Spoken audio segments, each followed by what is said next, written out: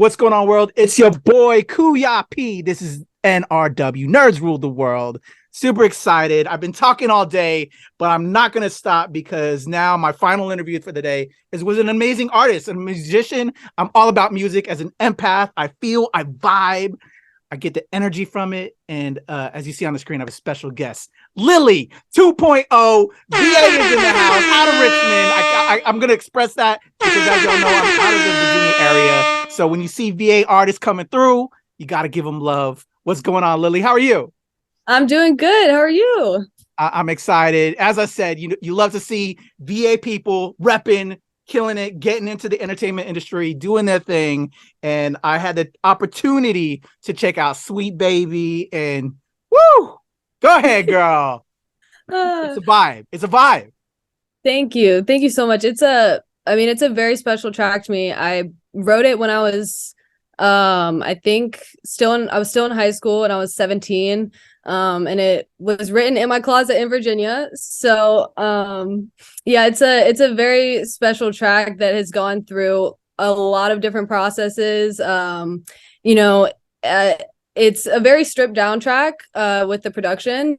There's really only like a moog and piano and yeah, that's about it, or in a guitar loop. And it started with just the guitar loop. And yeah, I spent one night in my closet, kind of piecing it together and didn't really know what was going to happen from there. And then, like I said, many processes took place of if we wanted to add, this crazy production, like an orchestra or all these other things. And it finally came to a point where it was prominent that it was a track that was about not adding stuff and taking away.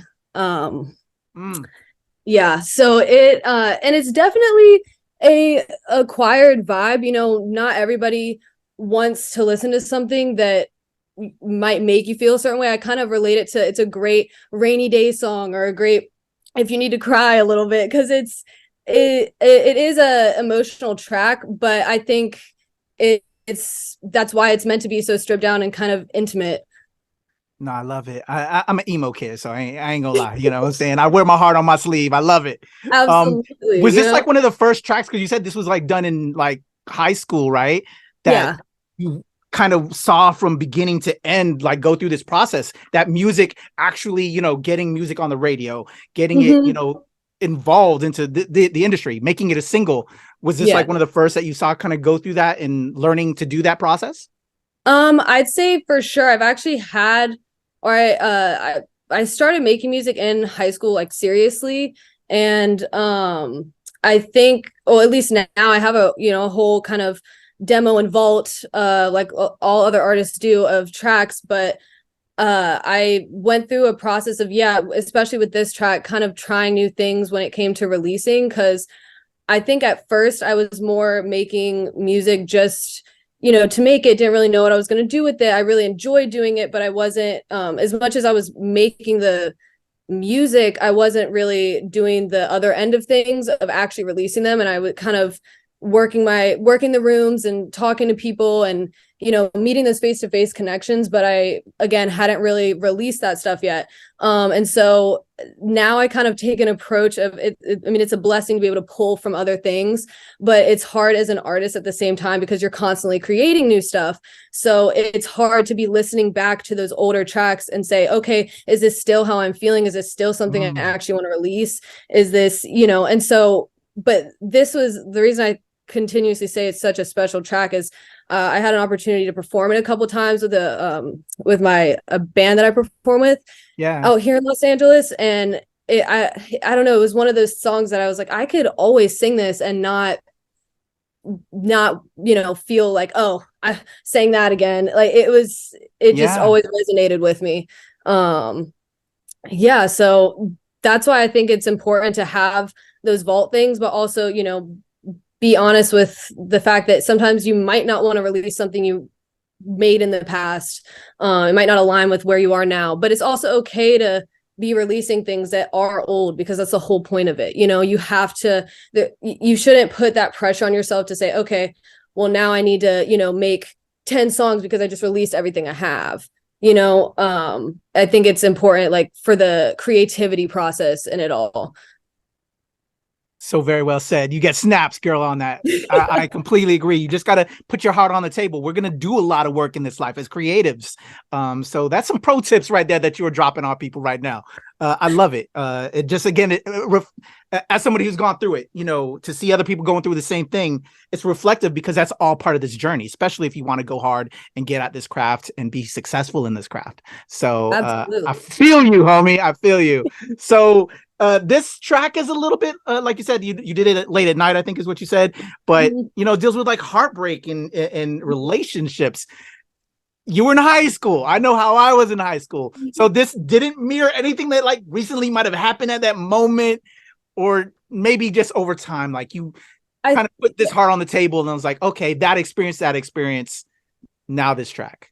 Yeah, I think it was, I mean, I had, it's hard because I even listened back to the track and I've said jokingly to my friends, what the hell was I going through? What, geez, because I listened back to it. And I think it was that wherever place I was in when I was creating that track, I wasn't trying to express what I was feeling. It just kind of came out. And so then again, once I could listen back a couple years later or time passed, I was like, wow, okay, this still resonates because it's kind of a broad message.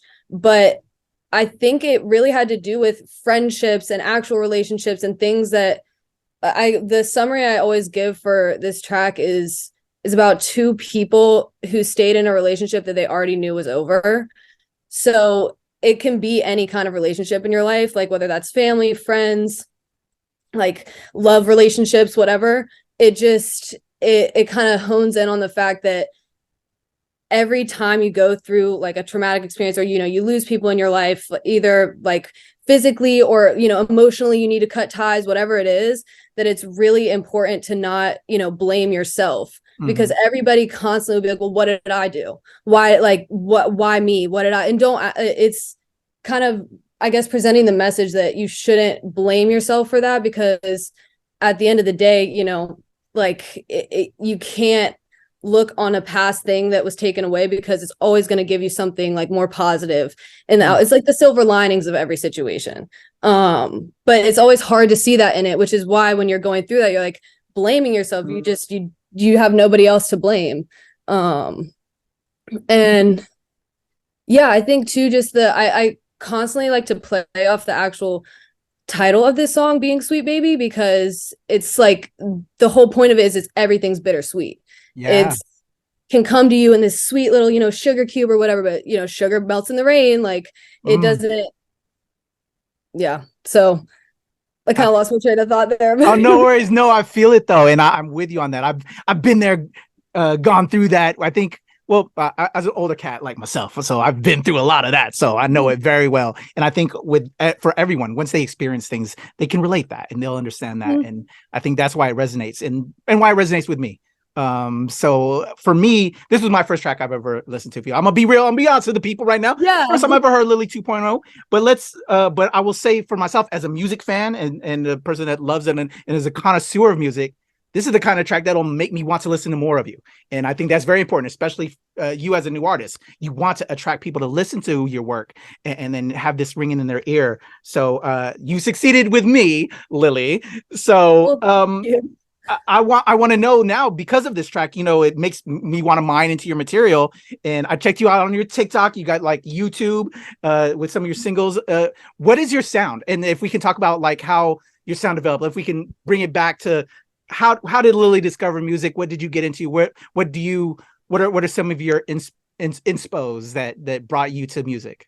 Definitely. So I grew up with a lot of classic rock, and my mom went to school in New Orleans, so I have a lot of blues and soul and all this. I really love that kind of music. But one of my biggest inspirations, I think, that really got me into doing it was actually Stevie Nicks of Fleetwood Mac.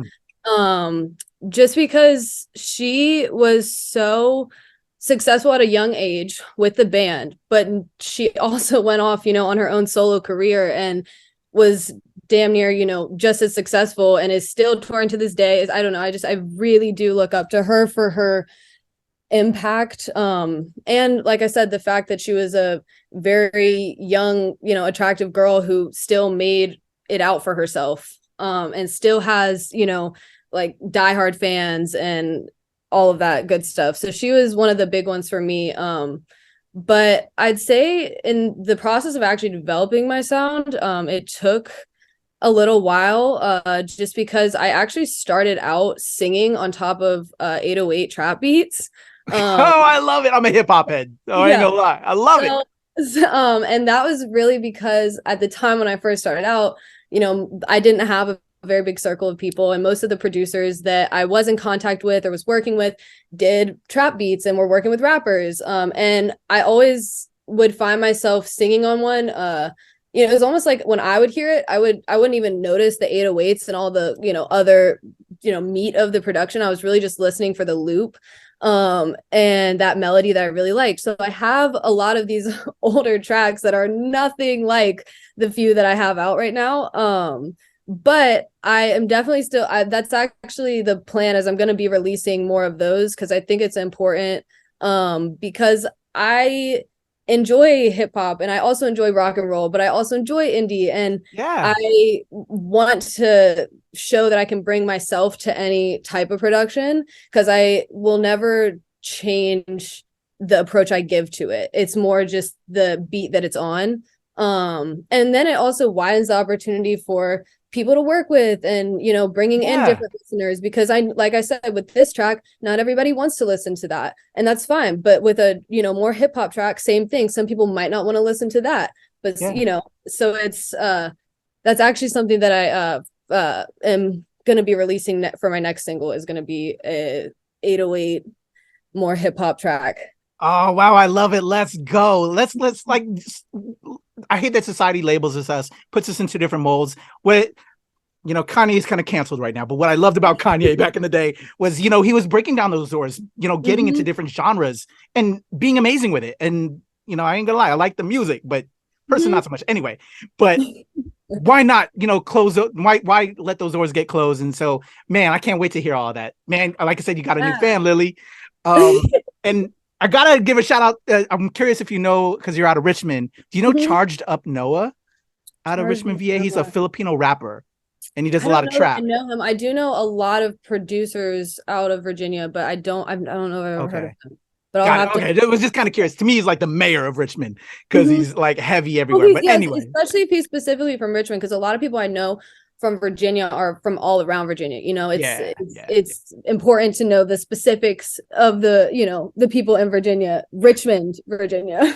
definitely agree. Awesome. So, from VA to LA, so Mhm. you got this sound. You're getting inspired by everything, and I love that. Um, so taking this music to another level, you got Sweet Baby out here. Tell me just this journey that you're on and what you've been learning and picking up along the way. And is Sweet Baby leading to like an EP, an album? I know music is changing. I was talking to another artist recently, and it's all about singles now in different ways. I'm old school head, where it's all Yeah. about compiling for an album. But now that isn't how people digest music anymore. What has this been for you? And are you old school like that with like developing an album, or how do you flow? I definitely would say I am 100% old school with the approach of, I am really looking. I actually have, a few things in the works for definitely an EP or two and an album as well. I right now am just making sure to put out the singles to, get more attention for myself as well, or drive attention to those tracks and kind of break down like the specifics of the audience. But I'm for sure, I would consider myself more of an album artist, because I think you're right with now that it's really hard, because even when you drop a project, everybody's consumption is so quick that's why people suggest to drop a single, or drop, if you're going to do an EP, sometimes it's only 3 songs, and the rules are completely different now, which I think has been a little hard for me, because I started kind of right on the cusp, because I graduated high school in 2020, so I graduated during the pandemic. And it was like during the beginning of 2020 that it all started changing, and I'd already been doing music for a couple years. And yeah, it kind of set me back a little bit, I think, because it was hard because I had all this, been given all this knowledge of, hey, this is how you do a rollout. Hey, you have to say it this day. Hey, the real, like, this is how you do this. And then within the blink of an eye, it's like, hey, by the way, you actually can do whatever, and you could throw this out before it's out. You can do, before it was not considered smart to post a preview of what you were about to release. Now that's one of the most important things. So I still really truly believe in the impact of an album, because there are, 2 or 3 albums that always come to my mind that I'm like, hands down, changed my life. And it was not just one song, it was the album. And so so I think that's really important, but it's hard because it is different now and it's lost now. And I think all artists are here for a different reason and have a different, goal that they want to get to. Some artists want to be successful in sync licensing. Some artists want to be, the pop star. Some artists want to be just the songwriter. So it's important to kind of find what you really want to do with that, because it's not possible for everybody to try to be doing the same thing, if that makes sense. Oh, completely. And there's nothing wrong if you're doing something different or whatever. But the point I'm getting to is just that, at least for myself, I want to never lose sight of that. But I also still am experimenting with, ways to kind of play to the market now. Of even for Sweet Baby, I have hopefully a little remix that's going to come out that's sped up and different, and things that I wouldn't normally do, but I heard it and I'm experimenting with it and I liked it, and it's part of something that's going on right now. It's kind of trendy, so it could be something people like or it drives more attention to, because it's just important to know that you can still do those things and not lose yourself. Completely agree. I feel that. Do you think that happened because from going from like VA to LA? I know for myself, I dabbled in music and just in filmmaking. When you meet and go to a different area, you get a whole different vibe of the creative, people you find yourself with.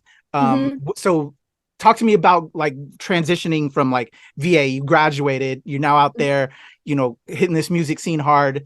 How maybe that benefited you, and maybe things you learned that you maybe got to pull back from a little bit. What was that learning development like as an artist for you, that other artists that are watching this right now can pull from and give them some pro tips? Oh, absolutely. Well, I moved like right after I graduated high school. So I was 18, and I had traveled out here a little bit for a few years. I'd come out here for a few weeks and be in studio sessions. So I did make and know a few connections before I got here, but I, in reality, didn't really know anybody close, like in that sense. I really only knew them on a work aspect. And honestly, it took me a little while to get my roots settled out here. And I think that's a big misconception. Being in Los Angeles, I say this all the time, is such a blessing because of the opportunity you have anywhere you go. But it also does not mean that just because you're here, anything happens. You have to really, keep your guard up a little bit and be mindful of people you bring into your circle, and be mindful of, who you like and who you don't like.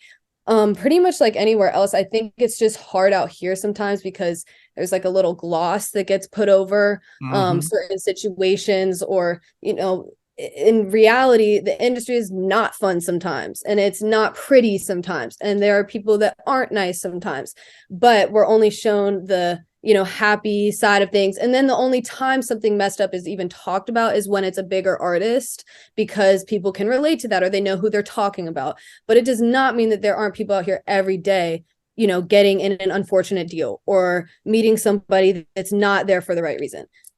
So I think just allowing yourself to have time out here to put your own roots down, because that took me a long time. I was not in a great place when I was great when I first was here, and then it kind of went a little downhill, and then I learned how to, kind of grow up with myself and be like, hey, if I really want to do this, I cannot be my worst enemy anymore. Because there are so many other people that are already going to try to tear you down. and that's a part of it.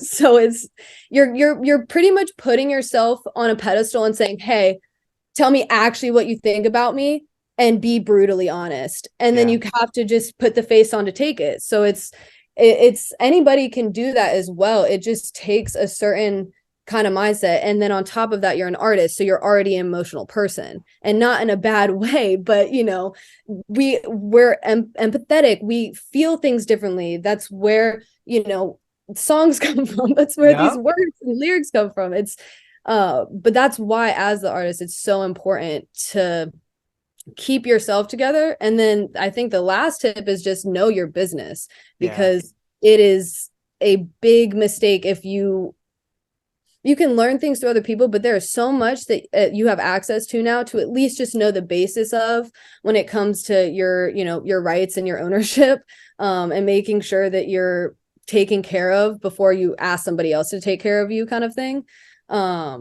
And it doesn't mean you need to know everything, you know, but you're always going to be learning new things, especially with the new, you know, the way the market is and everything now. The laws change every day, Yeah. but it's just important to at least understand what you should be owed, especially in a place like California, because there's a, you know, a certain law where it's, if you're in a studio session, anybody in that room has a right to say that they were part of the track, because, and it's specifically in California, Oh, which is why wow. it's really important to make sure that the people you're in there with are either somebody you trust or not, you know. And it doesn't mean that you can't, you know, again, have like invite everybody to a session, and it's not meant to scare anybody. It's just, again, know those laws so that you don't have somebody try to rip it out from under you or something. Pro Yeah. tips, pro tips. I love it. Thank you, Lilly. No, no worries. Man, I feel like I love all this because a lot of people will learn the hard way. And if we can eliminate some of that from them hitting that hard way and or giving up, I don't like people, you know, I went hard and it took a lot and I almost gave up. But I think when we learn and listen to each other through these experiences, we can help change the world. So thank you for helping me change the world right now, Lilly, by sharing your experience. So we're out in LA. You're doing it now. You got Sweet Baby. We've got more tracks on the way, I'm sure. Can we talk on, like, you know, developing this? You know, this is this single right now, and you know, it took a long time to develop it as well. But you're still writing. Are we gigging? What is Liilly 2.0 doing right now? And what can we expect coming up in the future? I am currently, well, like I said, I have a few projects that are definitely in the work, or have actually been in the works for about like a year or some change now. So I'm so excited for those to come out. But yeah, for right now, probably a few more singles, and then a little EP. And then I'm currently, I mean, I'm always trying to work, whether that's me in my room with my mic, or it's and coming in with a demo, or if it's just friends at their space, because I usually try to create as much as I can, as solidified as I can before I go in a studio, because I really am only going in the studio to, you know, use the mic or the compressors. So honestly, right now I'm just building up a lot of demos, just to kind of add to the vault, so that way once the next few projects are out, I will kind of do the same approach and be able to go back and say, okay, this one's good, let's use this. Okay, this one's really strong, let's add that to this, because I think that's the easiest way for me as an artist, because you can also then again not have the pressure of, oh, I just made this, now I really have to put it out because I don't have anything else. But again, it also just depends, because some older demos that I have, I probably won't be putting out. You know, not as you, not everything is, Yeah, if it doesn't gets speak put to out. you anymore, then Yeah, why? Yeah, exactly. But I also do then have some newer stuff that I've made that I'll probably put out sooner than some of the yeah, older things. So it's, yeah. you know, it's a give and take. And it really just depends on the track itself. But definitely a lot in the works right now. I'm actually at a session today, working on something else, you know. Oh, So yeah. I love it. I love it. Never stop working. Always a perfectionist. I'm with that. And then just living. What do you do when you get blocks? Let's talk on that a little bit. What does Lilly find herself doing? Listening to the influences that got you there, like Stevie Nicks, or just going away for a little bit? What is it like? Do you come back to VA every now and then? Yeah, I hadn't gone home for a while until the holidays. And then this was probably the first year I think I really took some time to say, okay, don't be so worried about what's going on out there. Be present in here and just hang out. And I stayed home for a little while longer than usual, and it was really, really refreshing. But I think anytime I catch myself in a block, I definitely go back to older music. Sometimes I'll go all the way down on, old SoundCloud stuff I used to like, or whatever songs I've kind of completely forgotten about. And then I also think it's, for me, I always try to put myself in my shoes when I was a child, kind of thing, and tell myself, okay, let's not be mean to her right now. Let's, how would you think about this when you're little, and honestly, like, unapologetic for your thoughts. And so I try to go to that place, as well as my family is they're so supportive. So they are really helpful. And if I get kind of in those moments, to talk to them, or just, like I said, knowing that I can always go home if I need. But yeah, I think I also will really try to get my mind out of trying to make a song, or trying to have this finished project, or making these deadlines for myself. I'll really just kind of break it down and say, okay, do something creative today, paint today, write a poem today, pick something else that's still me being creative, but not making it the job that it is at the same time. Because I had an art teacher that always taught me that, of, hey, whatever's going on, especially when it's, your low points, you can't stop creating something, even if it's just a little whatever, or a sketch. It doesn't matter. It's just, you can't do that to your brain, because you're going to look back on those things that you did and were like, whatever. And then you look back like, whoa, okay. That's actually something there, because you have to have, it's all about your perception of it. So you can come back to it and be in a different place and say, okay, that's actually something I really like. But yeah, I think it's just, that's all I can really say, is just trying to make and it's hard. It doesn't mean that you do it all the time either, but it's, I think you have to go through the times where you don't do it to learn how important it is to do it. Let's go. I love it. Don't ever lose that fire. As somebody who's been in the game, in and out, losing that fire, getting that back, I know it full well. But when your heart's there and you keep it and you trust in yourself, like you get successful, and you'll find your path, whether it stays in music or stays somewhere else, or just follow your heart, what makes you happy. So I love to see it. Lilly, you're killing it. Again, you got a new fan in me with Sweet Baby. I can't wait to see what you're going to do next. The other kind of tracks. I love that you're also into hip hop, because I'm into all kinds of music. I listen to everything.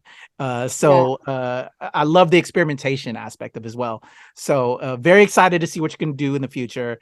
Singing, producing, songwriting, wherever the path takes you, representing VA, representing Richmond. Continue to make us proud. As you do your journey, please come back and visit. Let's talk. Let me give you your flowers. This was a lot of fun. Really appreciate your time talking about Sweet Baby and everything you're doing right now. Absolutely. Thank you so much for your interest in the track. I'm happy that you enjoyed it and have, wanted to even have me on here. So thank you. Most definitely. Before I let you go, this is NRW, which is where nerds rule the world. I'm a card carrying nerd, which is what I'm trying to do. I'm trying to define, we talked about labels earlier. Everybody labels a nerd can be this or that. I'm a hip hop head. I'm a filmmaker. I'm an actor. I used to dance, used to sing, used to do all of that. And I'm a nerd, and I'm proud of it. So I'm curious if you're a nerd and what you're nerdy about. So my last question is what do people not know about Liilly 2.0 that what you're nerdy about other than music? What are you doing? What got your interest when you moved out there that you're now finding something that you never knew that you'd be into? Let's see. I'm a huge what do you call it? Well, I'm a really big fan of like 2D art, or not 2D art, excuse me, mixed media art. Huge fan. I for instance, I love the Gorilla Girls. They're like a feminist propaganda artist group. And they kind of started their, I guess, impact in the 70s. But yeah, they are so cool, so badass. They are they just write these kind of straight up ironic phrases and they'll post them everywhere. And like I said, it's propaganda art, but I love, because I'm a big kind of art nerd, I think. I actually, before doing music, my main thing was like mixed media art. Little Banksy in there.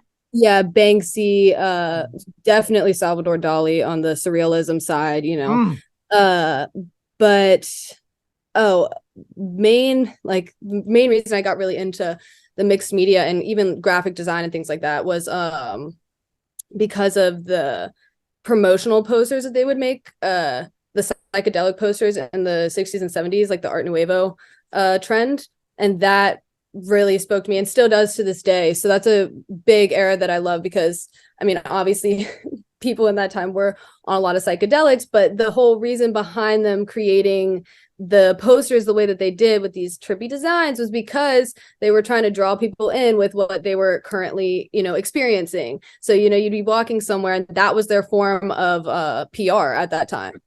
So it's so unique to see that it's still so relevant now, but even a trend like that was, picked up from the Art Nouveau like era and then converted into that. It's so neat to me. What is his name? There's one artist in particular that Bob Massey. He's a huge psychedelic artist, like of those posters. He did the really famous Pink Floyd one and Fleetwood Mac. Yeah. I dig it. I love asking this question because then it makes me look up people that I haven't might have not known about before, or revisit. I'm familiar with Bob Massey. Gorilla Girls, I think I want to say I'm familiar with their work. I have a feeling if you see a few of their pieces, you've seen it around. They're I don't know that they're as well known by their name, but they are very, very cool. Yeah. No, I dig it. I love it. And it's, again, it's like something I find myself, if I'm not familiar, I start Googling and then boom, getting inspired. And so with that being said, this was inspiring, Lilly. Again, appreciate your time. Love feeding that energy as an empath, giving it right back, vibing. It's everything I need to continue to create as well. So thank you for what you've given to me. I hope I've given it to you. And everybody, if you're checking this out, I'm going to give you the link so you could check out Liilly 2.0 everywhere in the description below. But if you're driving right now, you're loving this interview and you want to know more about Lilly, Lilly, how can the people reach out to you and check you out online? Through Instagram, Spotify, TikTok, all that good stuff. Liilly 2.0, 2 I's, 2 L's, and 2.0. I love it. I was wondering about that. So it's good to get that, because I was like looking at the, all of your, it'll all be in the description now. When I was getting that it gets a little. Gracie, I was wondering what that was, but then that aha moment. Such a pleasure, Lilly. Again, please come back as you continue on your journey. If you find yourself doing some gigs out here, I want to come see you, show you love. And if I'm definitely out in LA, I'm going to try and come see you and vibe with you and party. This was a lot of fun. Wishing you all the best, from creative to creative. Continue building, continue creating, never stop doing what you love. All the love. Thank you so much. I really appreciate you. Like I said, even giving me the time to talk about this, it is really, really special. So thank you. I'm honored. My pleasure. Everybody, check out Liilly 2.0. All the links in the description below. It's your boy, Kuya P. This is the NRW, where nerds rule the world. There's a cut.